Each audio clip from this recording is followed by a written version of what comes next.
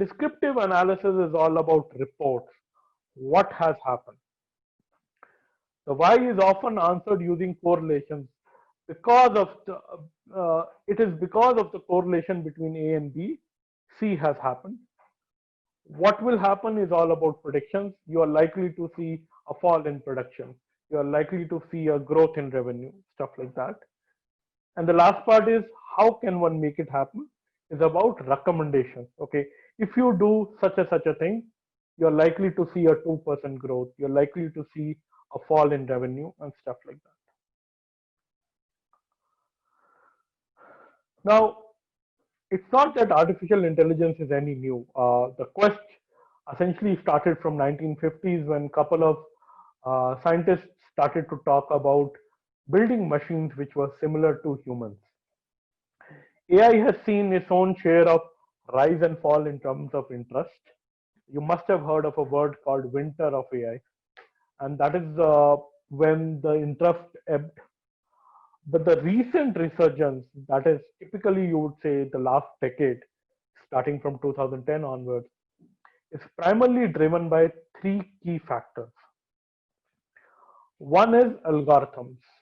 So there is a whole lot of effort that has gone into building newer and more sophisticated algorithms. Though I like to point to the fact that the key ideas are not new. These ideas are as old as 1980, but it is because of the other two things that I've highlighted in the slide that those ideas could really be made to work in today's environment. One is data. We all know every organization cares about data in today's world. The more data you have, the better you are. And the second part is the computing power. Until very recently, we did not have the necessary compute power that could process the data at the scale that one typically needs when it comes to these cutting edge algorithms. With the reorganization of GPUs from the graphics and the gaming world to the AI world has changed that picture. So it's all about algorithms, data, and computing power. And most of this resurgence has been driven by what is called deep learning, which, as I said, is nothing more than you can treat it as a specialized branch within machine learning, where one deals with what are called the neural networks. And neural networks are nothing but you can treat them as uh, layers of processing where each layer takes the output of the previous layer, does more processing, and then passes it on to the next layer. Uh, their real power comes from the fact that they are good at understanding what are called the non-linear relationships in the data. And second, they can operate in very high dimensional space in order to derive the necessary insights. Uh, why they have become popular and important is because until very recently, having a very sound domain knowledge was very important to any machine learning project. Deep learning has been able to do away with most of it. Uh, Second, you need not need uniform kind of a data. You can have data coming from various resources. So you can take images, text, speech, all three of them together, push it into a neural network, and it can do the task for you. And third, it has ability to actually tolerate a decent amount of noise in the data.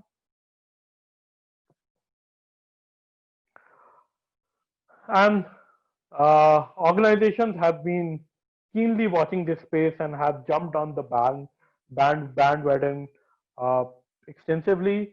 This is just a screenshot of an image that talks of various domains: engineering, IT, HR, productivity, logistics, uh, legal, sales, marketing, business intelligence, digital communication, uh, and many more. And what this basically represents are some of the key players in each of these sectors. In the end, the bottom line is AI has redefined the way software is now being projected to be written. This is also called software 2.0, where what you see is more and more intelligence will be baked into the software. And the quest essentially started almost, I would say, 2 decades ago. The people first looked at big data. The idea was whatever world we live in, can we have a digital representation of it? And once you have a digital representation, can we collect all of it? Then around 2005 onwards, to be all about big compute. The idea was you have the data, now can you process it? The idea was to collect data from every possible device. We all know smartphones have played a very crucial role in that. From there, the story is now into what are called the big models, ability to build very sophisticated machine learning, deep learning models that can have a semantic representation of the world. And what do I mean by that is, by semantic, you mean the meaning of what it stands for. And that is when people started to explore the vision, the speech, text, knowledge mining, search, graphs. And the eventual quest is to go to what is called the artificial general intelligence, where machines can behave like humans. And that would lead to a completely new set of interfaces with which we will interact with our world. We already know the way you can now talk to your machine or your phone via a Siri wasn't very much possible until a couple of years ago. You can now have an Alexa device at your home which you can order, and you can get some of the work done via the digital assistant. So I think this might be a good time for us to take a quick break, see if there are any relevant questions.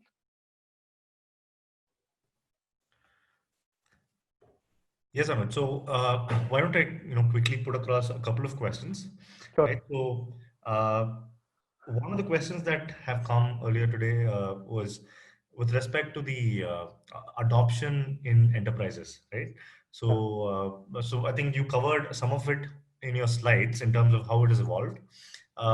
So one of the questions, I think it's come down to how easy, has it been to, implement AI at an enterprise scale.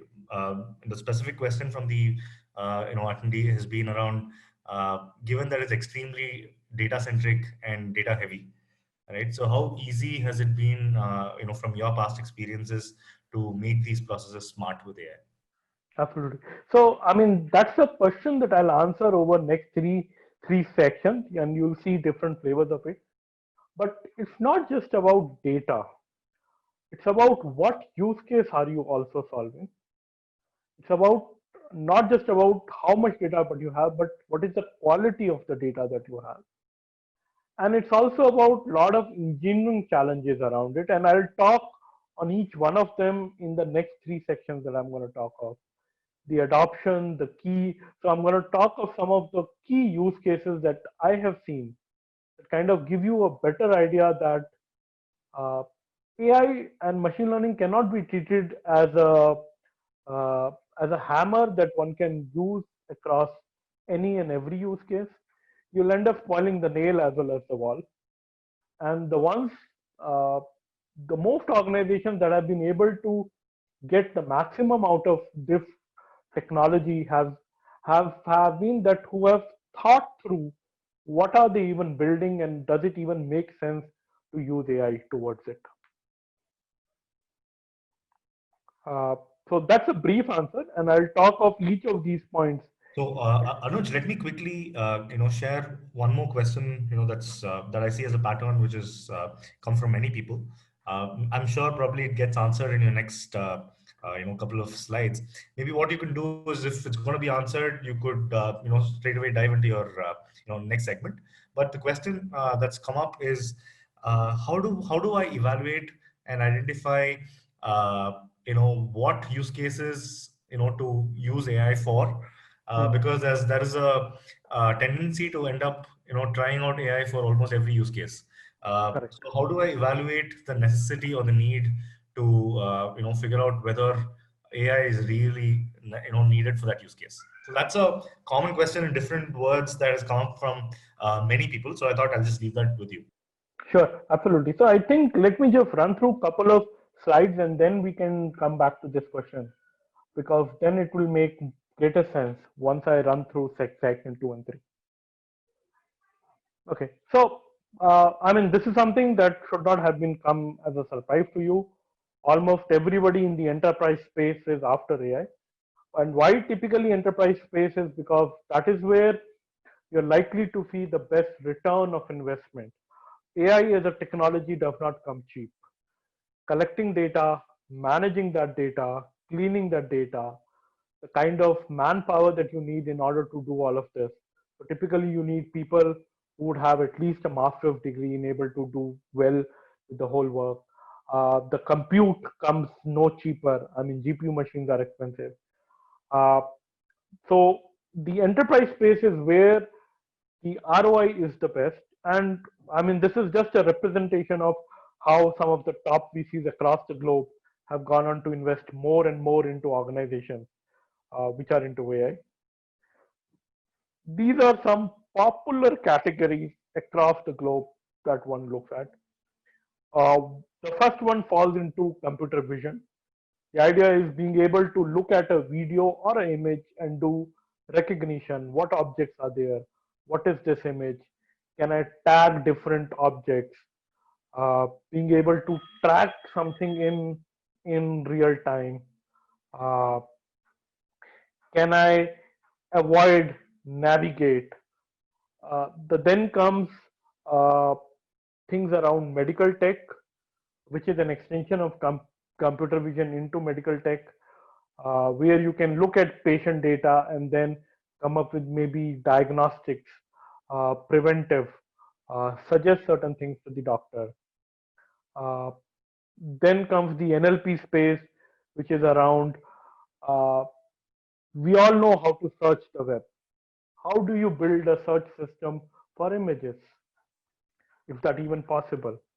Another space which has seen a lot of traction is what are called the bots. But after 3 to 4 years, a lot of realization has also come in that unless you're solving very well defined closed domain use case, yeah, it is very difficult to build a general purpose bot.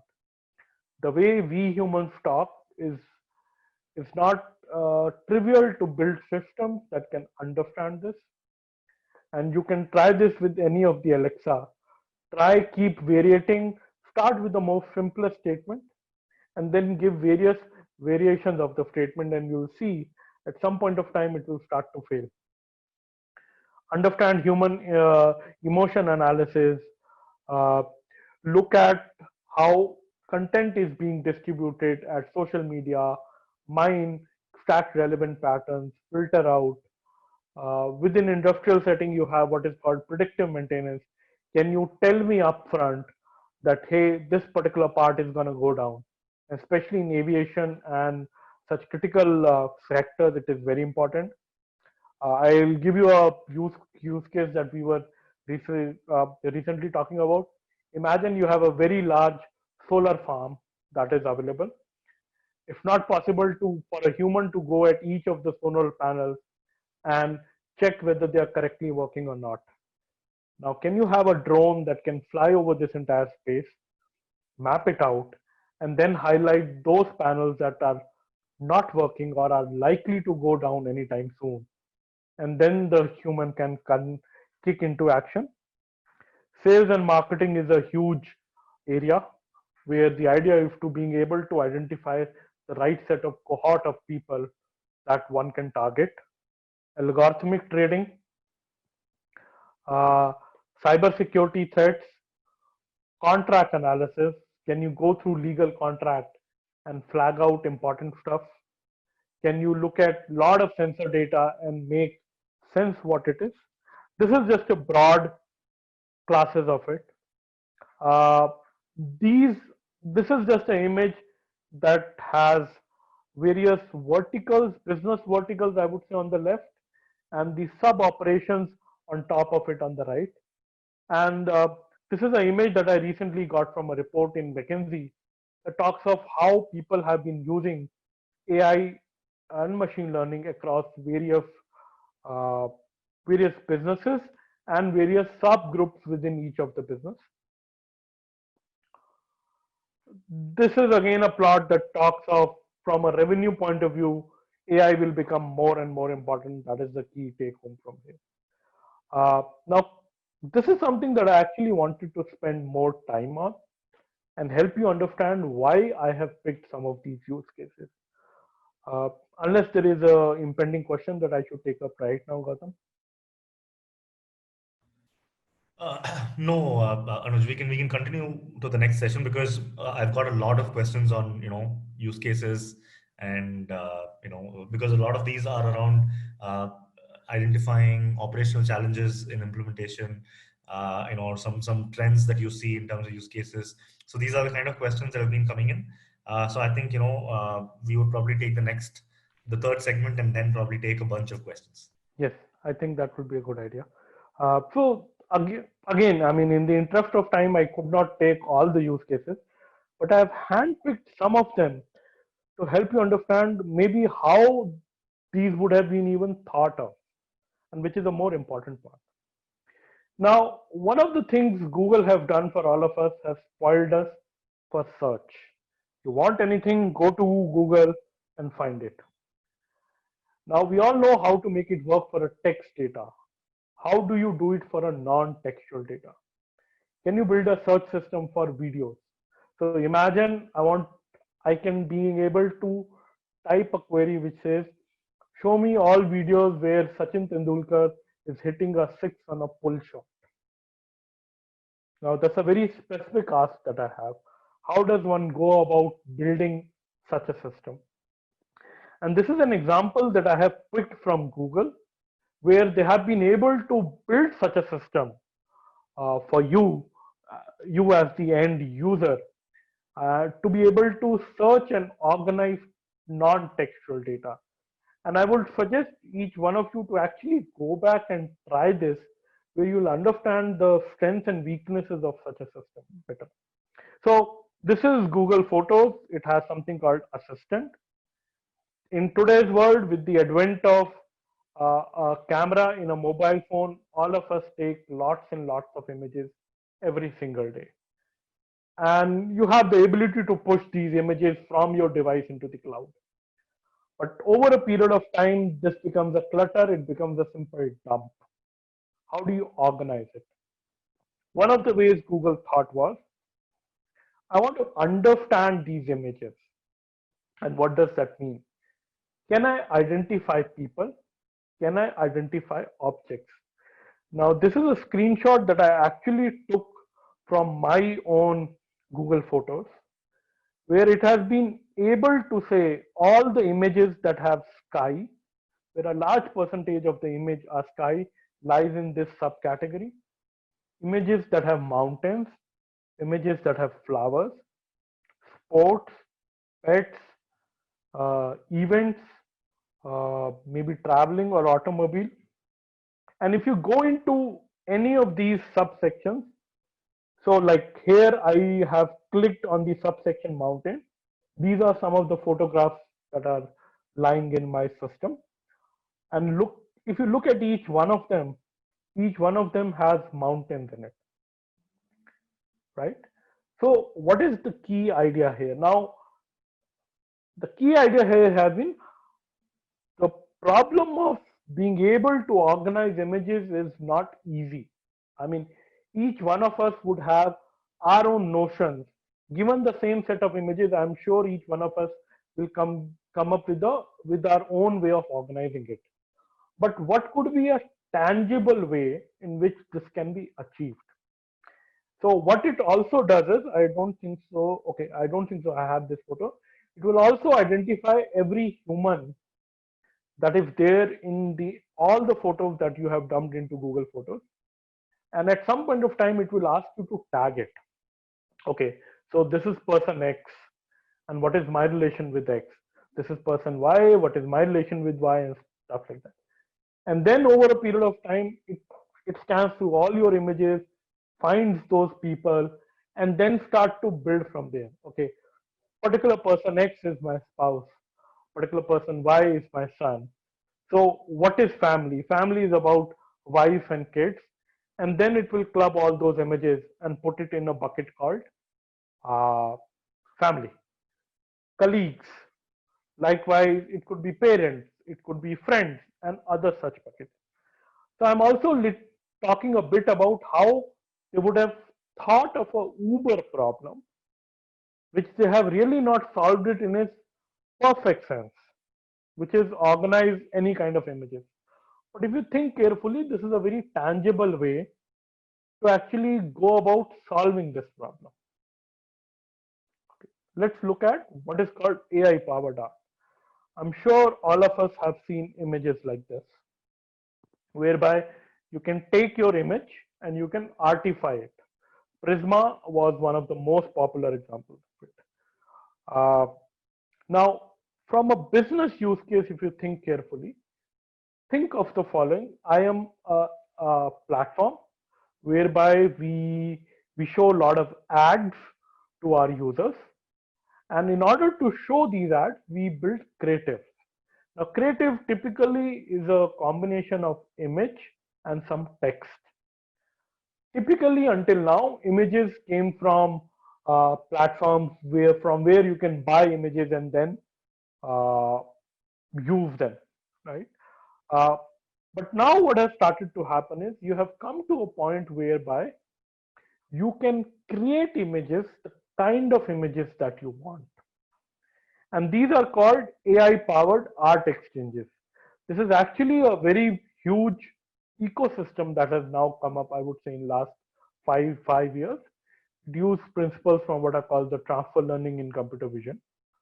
But the idea being uh, you can create images of the kind of images that you want and then sell them to these platforms, which then use them to add text to it and then show them as ads.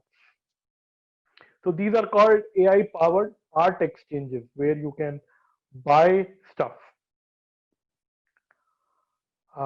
Now, this I'm sure is something that all of us see.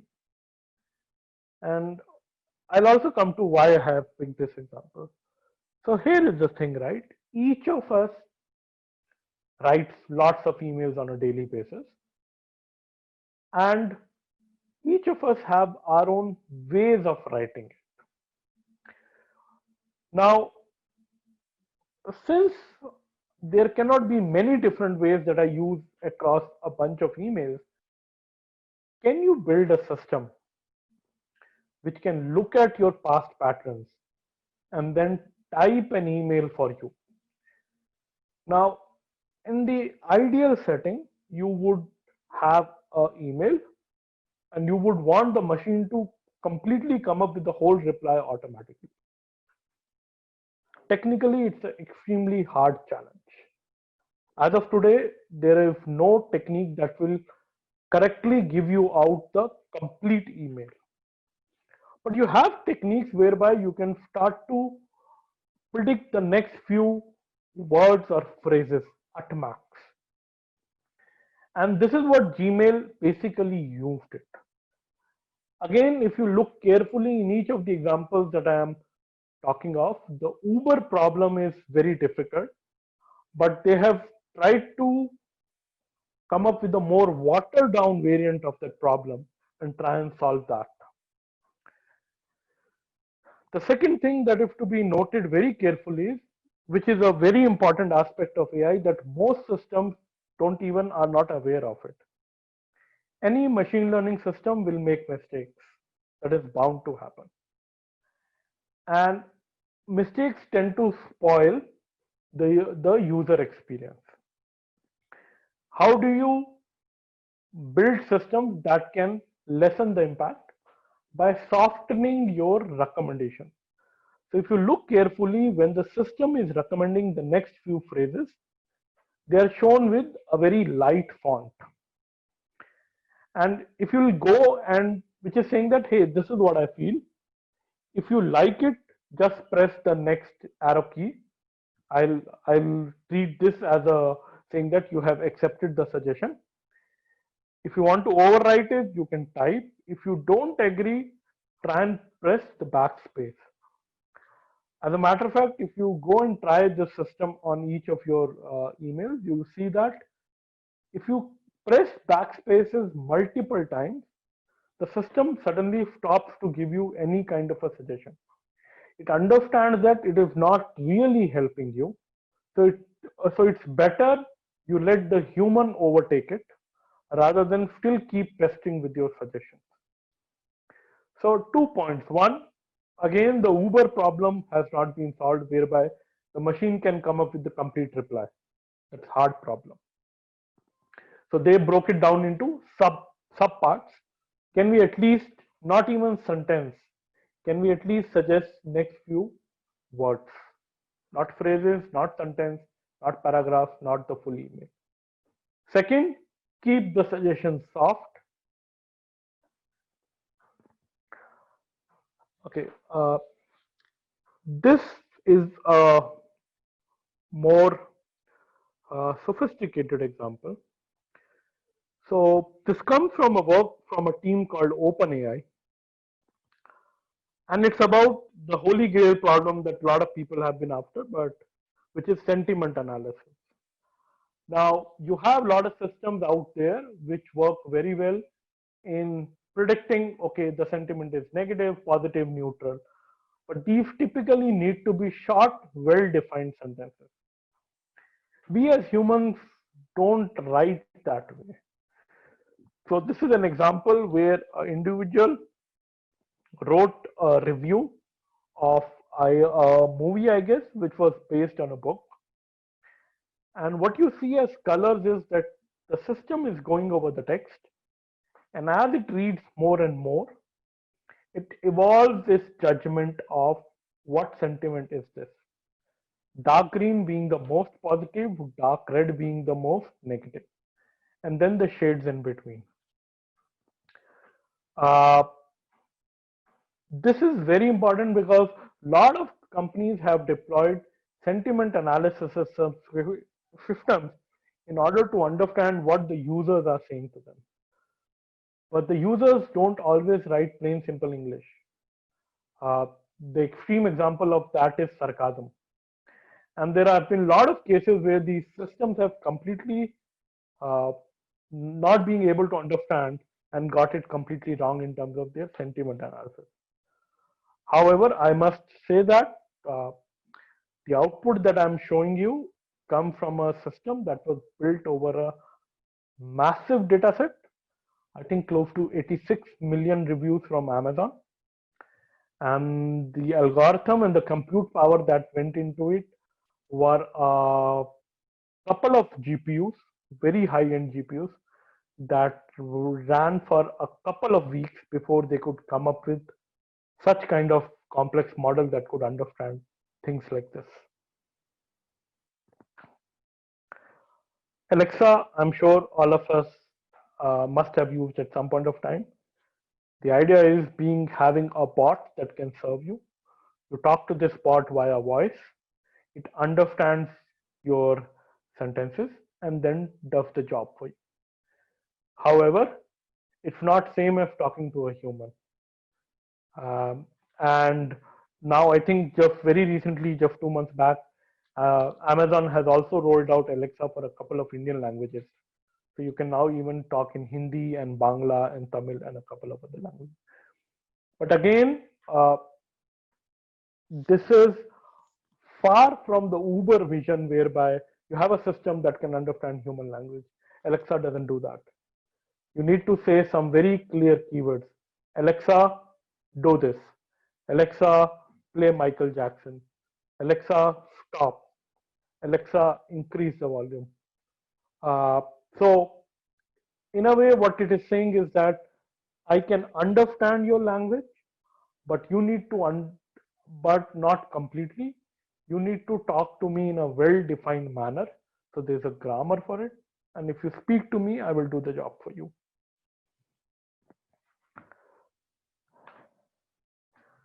This is another example whereby you are trying to process uh, textual data. In this case, there is a receipt. Likewise, there are systems that people are trying to whereby you can process forms. Here I've shown about tax forms, which is so given a receipt, it should be able to say and segregate various parts. This is merchant information. There is a date time. There are line items. These are expenses. This is a total. This was maybe the mode of payment or barcode, whatever. But again, so you can try such a system. I think it is available on Google Vision as an API. But try various receipts. You see that it is not extremely good at catching lot of variations.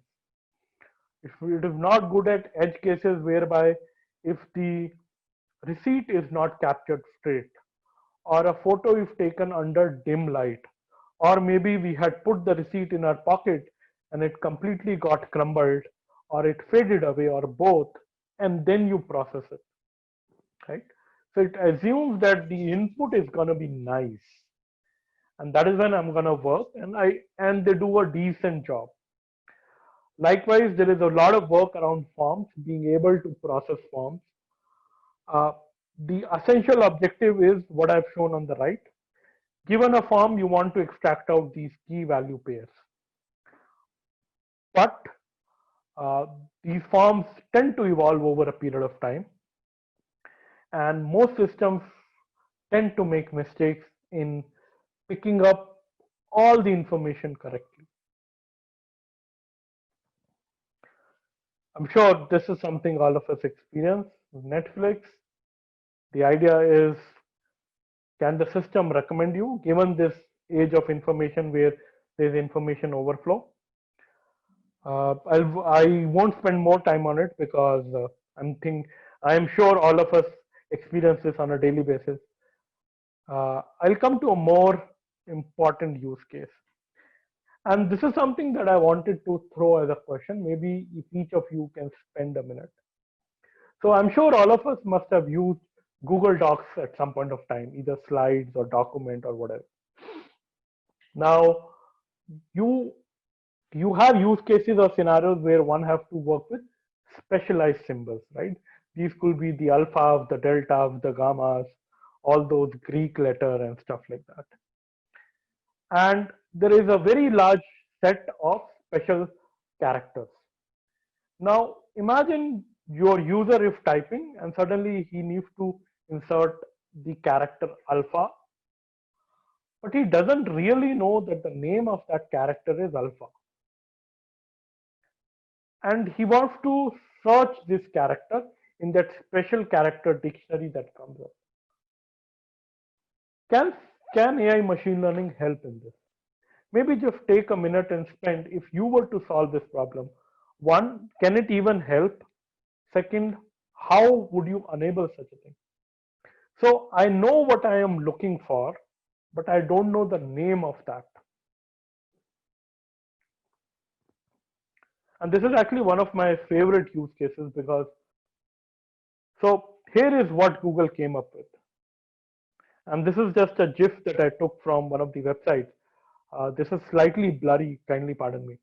So what does the user know? The user knows what they are looking for, but they don't know the name of it. So they can't search in a textual search box, but they can always draw, right? Because they know what they are looking for.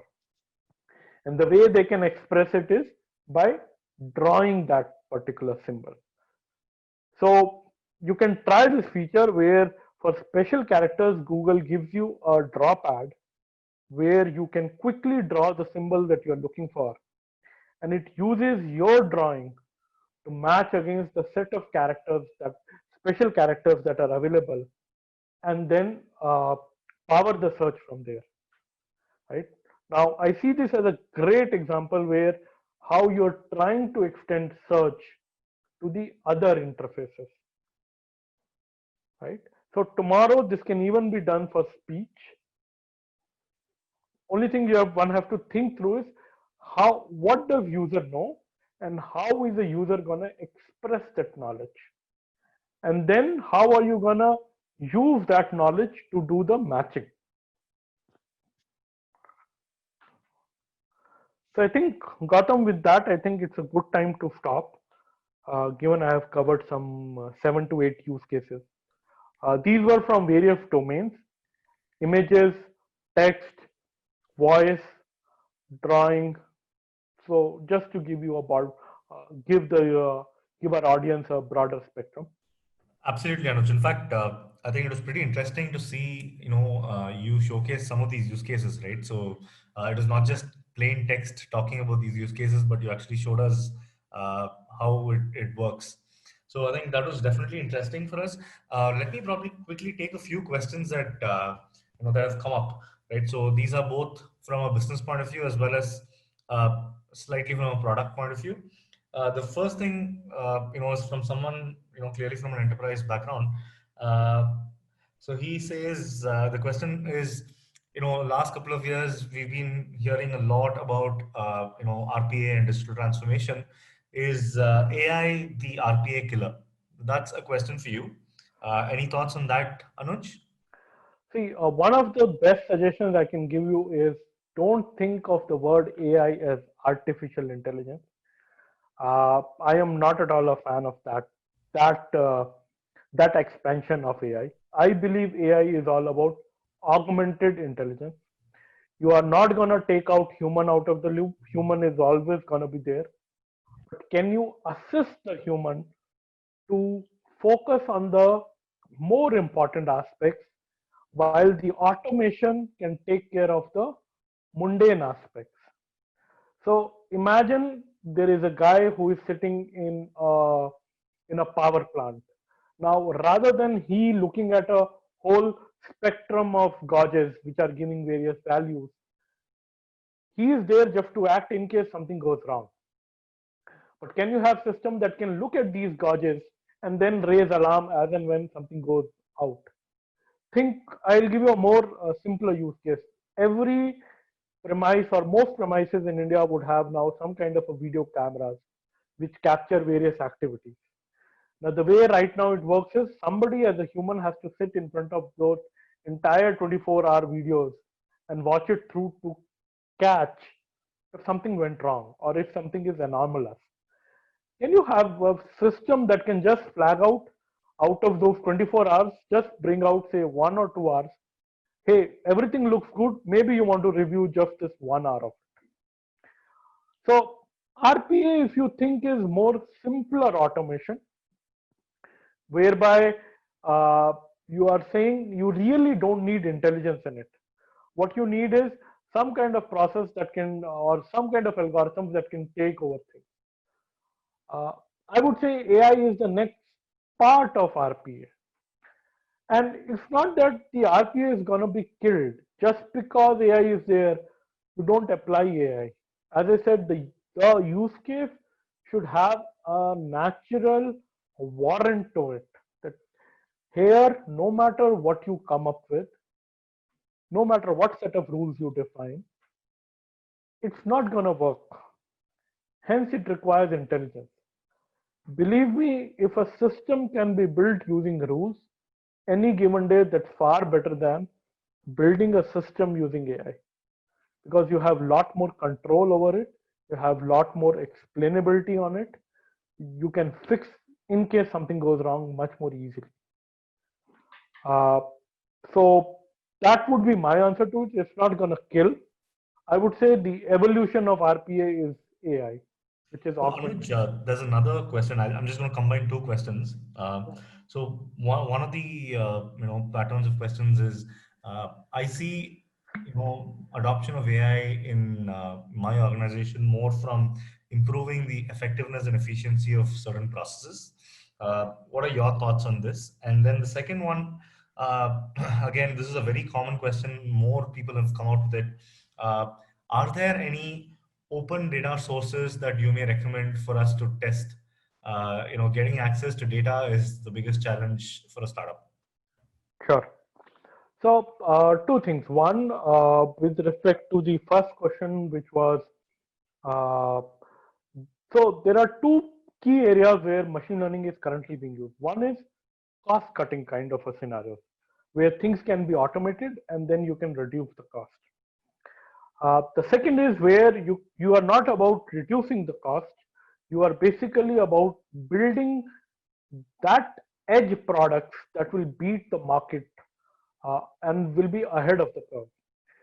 Lot of organizations, so there has been a bunch of recent reports that tend to uh, hint at the fact that the organizations that went for the second, whereby it's not just cost saving, but building products that cannot be matched easily, that is where organizations have really discovered the value of AI. Google is one of the best examples. So the original algorithm, which was used in 1999 to build the first version of, is actually a machine learning algorithm that looks at graphs and then comes up with relevant stuff. And you know how Google has gone about it. It's all about the power of that one algorithm. Look at what Tesla has been able to do. It has been able to shake up an automobile industry which has not done any innovation whatsoever in last 50, 70 years. The same stuff keeps on rolling out with minor deltas. So look at how Amazon has gone about building some of the stuff. So I would say one, if you really want to see the value, look at scenarios where you are not just doing cost cutting. You're building those killer features that's gonna rule the market. The second question, data sets, yes. Uh, Believe me, the biggest challenge is data. It's not the people, it's not the algorithm. I would say it's not even the use cases. And this is something most big organizations realized 10 years back. So the Googles and the Amazons and the Facebooks have been after data for last decade, decade and a half.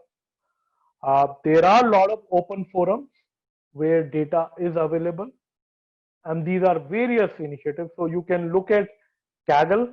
Kaggle is a place where a lot of data science competitions are held, and there are a lot of data sets that are available. Again, it will depend from your use case to use case. From an Indian perspective, I can say Government of India itself has a couple of websites where they have put out a lot of data sets where people can play with and build applications. And uh, so Niti Aayog is leading a lot of efforts in that space. Again, it all depends on what problem are you talking about. Highly likely there would be an equivalent problem in the academia, and academia always have public data sets. But does that exactly match your need in terms of the quality, quantity? That is something the answer varies from question to question.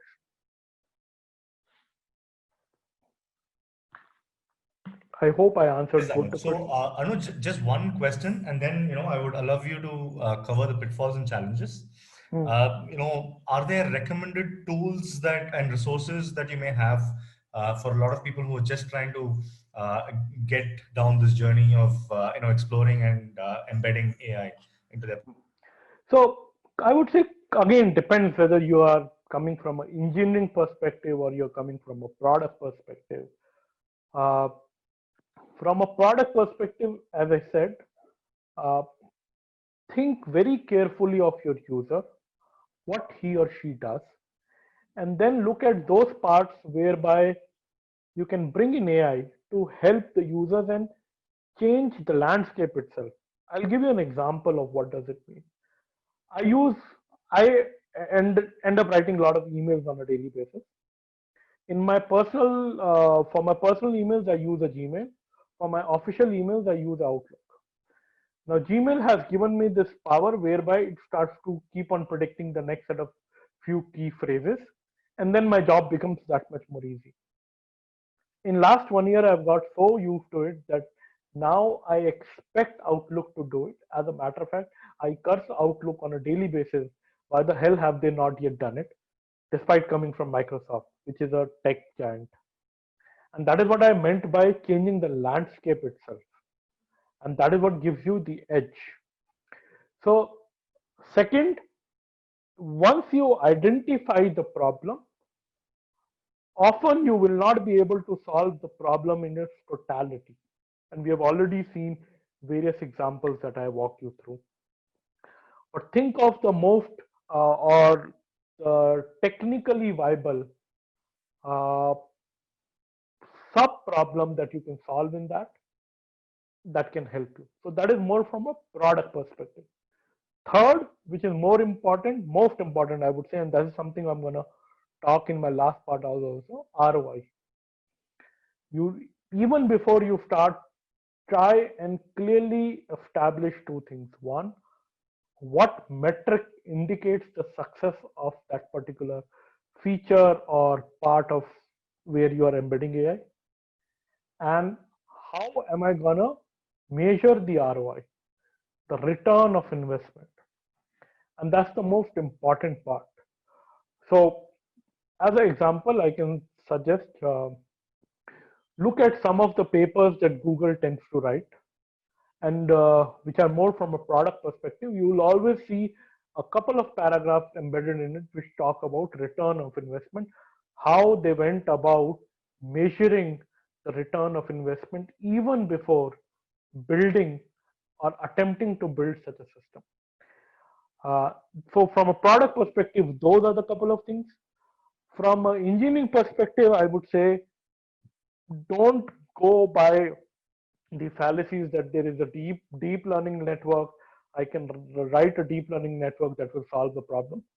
No, that's never going to be the case.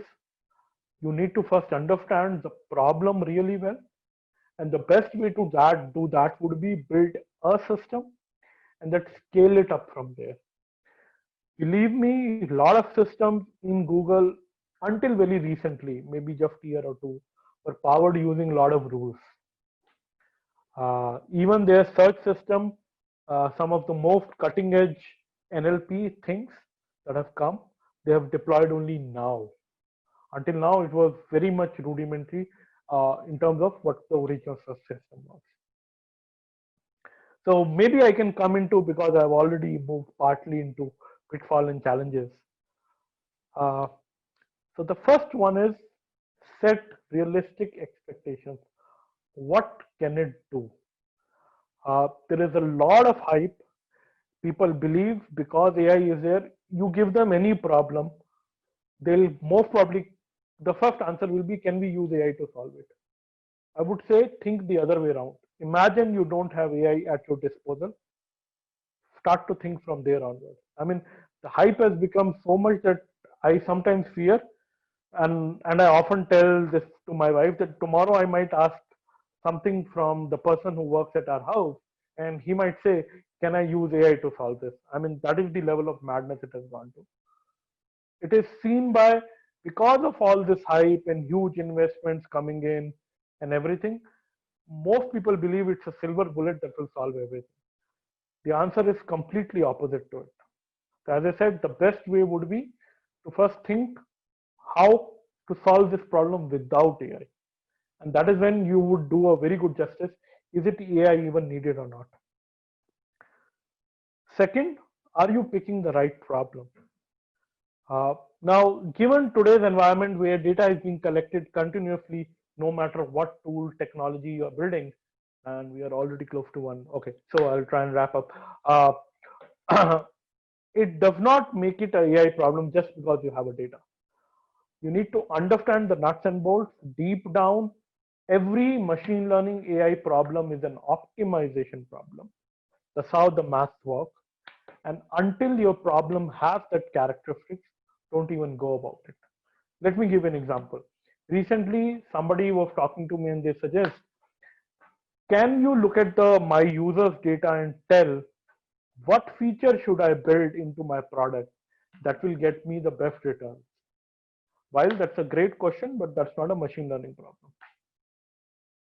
Okay. Yeah, quantity of data is a very important part. In most cases, you would have very little or no data to begin with. That was the question that somebody also asked. And here is my advice. Build a system. Think of ways in which you can smartly collect data from, maybe build auxiliary systems just to collect data. In the war between algorithms and data, a simple algorithm with a lot of data often tends to do far, far better than a very complex algorithm with very little data. Just because you have petabytes of data doesn't mean that you have the gold mine. People call it the new oil and stuff like that. The answer is most organizations have what is called the dump of data, and often that is of hardly much use to us. What is the important part is the quality of data that is there. And again, those quality metrics differ from problem statement to problem statement. Return of investment. Let us suppose you have the data, you have the best set of people, you are able to build the most cutting edge feature, but in the end, it moves. Maybe you ran a marketing campaign, and maybe you got only $1,000 left. Is it even worth? I mean, that is a very important question you must answer. What is the return of investment? And this should be answered even before you start attempting the solution. AI versus AGI, which is this whole description where these algorithms are human brain and a deep learning neuron is how a human neuron works, is all crap. What we have is deep down an optimization problem. There are algorithms. Most of these algorithms work on what is called correlation, and they have nothing called causation or reasoning, the way we humans reason out. I can give you a very good example. Take any sentiment analysis system and feed in the following line: a great white shark bit me. I give you, I can tell you upfront, most of the system will say this is a positive statement because they are looking at words like great and white. But we clearly know that is not the case. I mean, no person is going to be happy about being bitten by a shark. So that is what I meant by correlation versus reasoning. And last, you have to think very carefully that any system that you build will make mistakes. How expensive are these mistakes? How are you going to handle these mistakes? You might have to build in workflows whereby when the system makes mistakes, you might have to bring in a human to evaluate and supervise. And this is again a very important aspect that most people don't think of it. Go ahead, build systems, and then when systems start to make mistakes, they are like, if it's not correct every time, and it will never be correct every time. It will make mistakes. So I would say these are some of the key points that one must keep in mind when it comes to pitfall, when it comes to the challenges. Uh, Thinking of AI first. Absolutely, I Anuj. You know what? The last part, I really loved it. You know, because it's very important to also discuss the pitfalls and challenges, right? So, I think some of your points were actually very candid and brutal in terms of how in a lot of cases it's also been a hype, and these are good to have a glamorous words to your deck. In terms of also including AI and a bunch of things. So in fact, a lot of questions that did come our way was also on the ROI side, right? In terms of, hey, AI maybe improves my effectiveness or efficiency, but it still doesn't get me a good business case. In terms of probably, however, I'm doing it today, it works out a lot more cheaper for me, right? So I think that's where your last segment was pretty useful in terms of the nuggets that you gave. Thank you so much for today. Just a few quick points for all the attendees. It was a wonderful session. You have a link on your chat to the feedback form. Do take a couple of minutes. Any further questions lingering in your mind, you can use that form to send it out. I will take it up with Anuj, and so you will be getting a mail in a couple of days. With some of these questions which have gone unanswered, we would take it up and share some nuggets on the mail, and maybe some notes from today's session as well. So thank you so much, guys. I hope you really found it useful. I found it very interesting, especially with a lot of use cases being discussed. I was able to relate. Thank you so much, Anuj, for your time. And we will let you guys know when the next webinar is. Thank you so much. Absolutely. Thank you, each and every one of you, for giving me this opportunity. Thank you, Gautam. And let us know if you have any questions. We'll try and answer it offline. Absolutely. Thank you so much, guys.